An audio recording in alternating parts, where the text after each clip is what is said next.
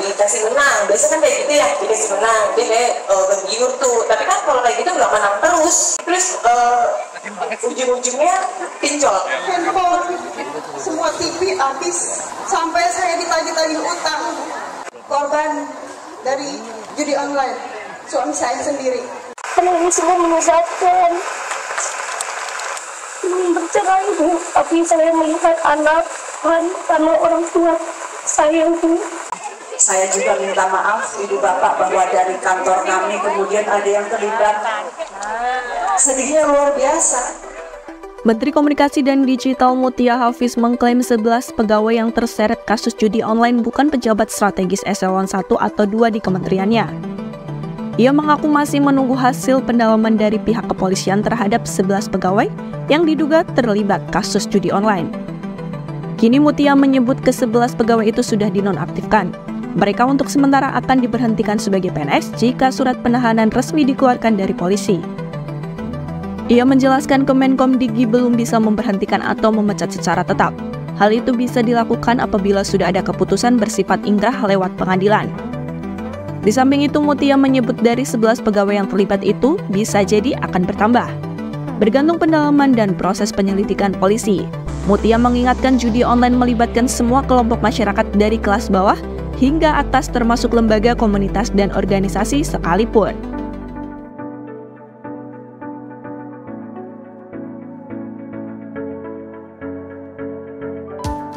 Mutia Hafiz adalah putri dari Anwar Hafiz dan Meti Hafiz yang lahir di Bandung, Jawa Barat pada 3 Mei 1978. 2 tahun setelah kelahirannya, keluarganya pindah ke Jakarta dan sejak SD hingga SMA, Mutia menyelesaikan pendidikan di Jakarta.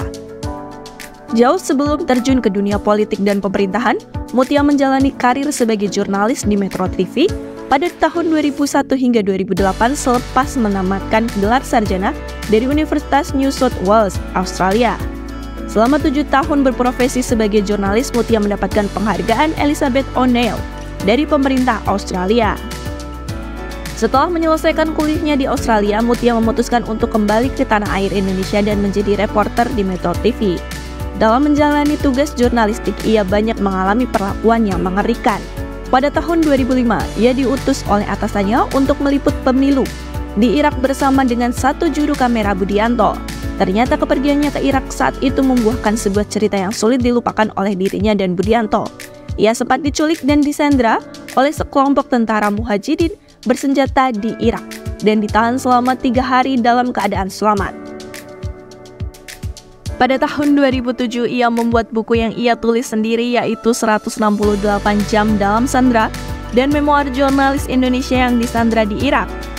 Pada 11 Oktober 2007, pecinta yoga dan renang ini terpilih sebagai pemenang penghargaan jurnalistik Elizabeth O'Neill dari pemerintah Australia.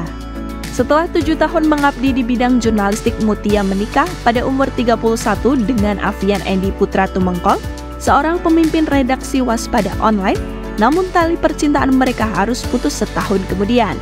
Tahun 2009 ia juga diminta langsung oleh politikus Burhanuddin Napitupulu untuk masuk ke Golkar sekaligus menjadi calon anggota legislatif dari Partai Golkar yang mewakili rakyat Kota Medan, daerah pemilihan 1 Sumatera Utara, namun keberuntungannya masih belum berpihak kepadanya kali ini.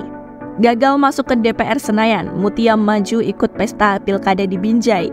Ia berpasangan dengan Haji Deni Setiawan Isma Esos untuk menuju wali kota dan wakil wali kota Binjai periode 2010-2015. Pasangan ini diusung Partai Golkar, Demokrat, Hanura, PAN, Patriot, P3, PDS serta 16 partai non-fraksi DPRD Binjai. Sayangnya, Mutia kembali kalah. Selepas menanggalkan statusnya sebagai jurnalis, Mutia bergabung ke Golkar dan menjadi anggota DPR periode 2009-2014 dari daerah pilihan Sumatera Utara 1. Sejak saat itu, Mutia mengisi kursi parlemen selama 3 kali berturut-turut hingga periode kepemimpinan 2019 hingga 2024 dengan menjabat sebagai Ketua Komisi 1 DPR. Sejak 2009, Mutia mengisi kursi parlemen selama 3 periode hingga tahun 2024 dan menjabat sebagai Ketua Komisi 1 DPR RI yang mengurusi masalah pertahanan luar negeri, komunikasi, dan informasi. Sebagai ketua, ia aktif dalam memperjuangkan hubungan internasional Indonesia dan mendukung penguatan sistem pertahanan nasional. Selain itu, Mutia juga terlibat dalam isu-isu yang terkait dengan literasi digital dan kebijakan publik di era teknologi yang semakin maju. Dengan latar belakang jurnalistiknya, Mutia Hafiz membawa perspektif yang tajam dalam mengawasi kebijakan komunikasi dan media.